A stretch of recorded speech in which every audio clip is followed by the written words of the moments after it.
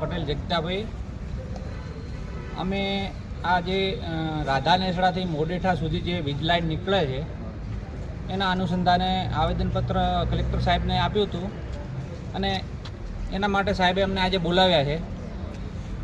શાંતિસર અમારાથી વાત તો કરી છે, પણ ખેડૂતોને યોગ્ય વળતર નહીં મળે તો અમારા આગળ પણ આંદોલનો ચાલુ રહેશે.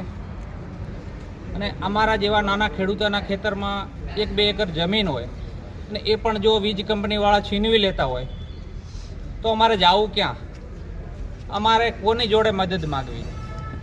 જો અમને પૂરતું વળતર નહીં મળે તો અમે આવનાર સમયમાં પણ આંદોલન તો કરીશું.